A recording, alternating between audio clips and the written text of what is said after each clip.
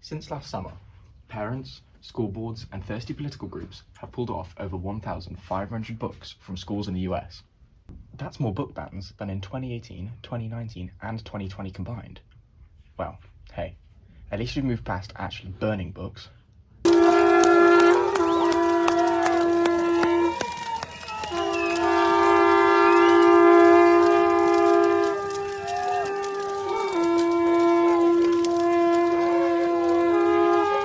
Okay, maybe not. Actual book bans have happened in over half the states and have hit over 1,000 different titles. Some titles have been hit in many districts, and others only in one. The titles range from a book only a few advanced readers may be interested in, to picture books about making tamales at Christmas. Because some people may think the books are too racy or too spooky, the American Library Association has recommendations for how someone can submit a questionable book to be reviewed and possibly removed. This process usually involves the government's number one fetish, paperwork. This is supposed to make sure that the people trying to pull these books have actually, read those books. But these protocols are not being followed. Only 4% of books banned last year followed the correct process. Most were handed down by school administrators trying to appease screaming adults.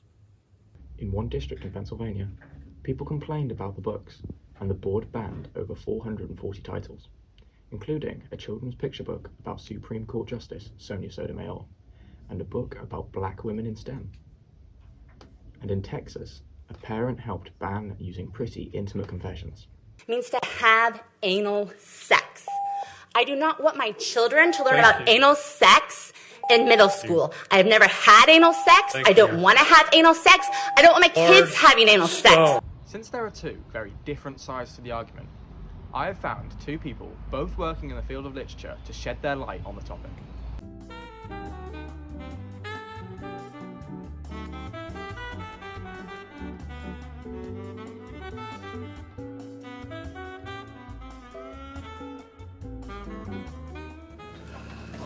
I think guidance is a good idea. Maybe censorship of a few, but I think if they're filthy, there ought to be some guidance, as there is in films. This might be disturbing to you, but I'm not sure. I don't think so. I think some countries have gone too far. I think it depends on the book. I think if there are books that are written with discrimination against certain people, like particularly hateful topics, I can't think of any examples, but I mean, for example, if ISIS were to write a book, I would say that's a good idea to censor. But I know that there are some books that have been censored in the past that there was no hatefulness or discrimination. So no, I don't believe in the censorship of books.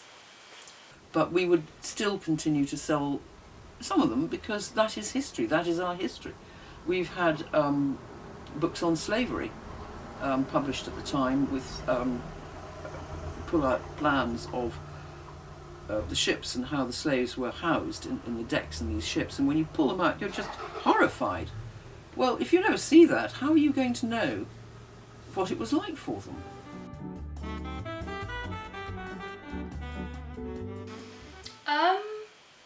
I mean, I kind of feel like that, sorry to be annoying, depends on why it's banned.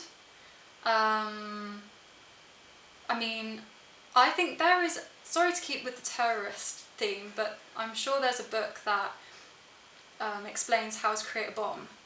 I think being in possession of something like that should probably be punishable.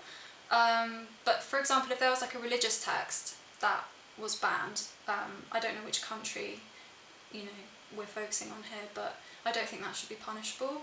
And I think it's a bit concerning that people don't have, they might not have the right to explore their ideas, their religion, their interests freely. I think it's about who makes the decision to censor those books in the first place or ban them in the first place.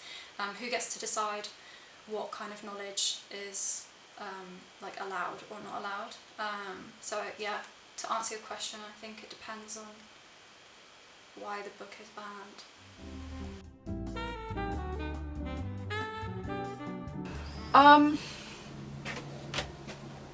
I think that should have an age limit on it.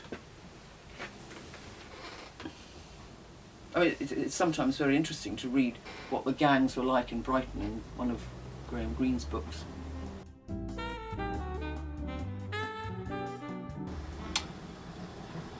They should still be sold, but maybe with heavily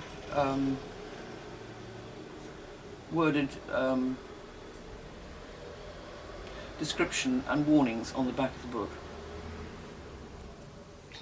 pointing out that this is not acceptable. As we can see from this interview, we can see that both people believe that books shouldn't be banned.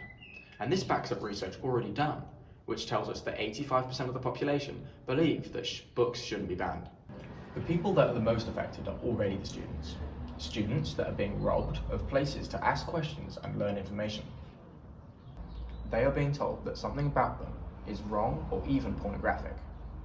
They are being told that their past experiences are not and never will be part of the story.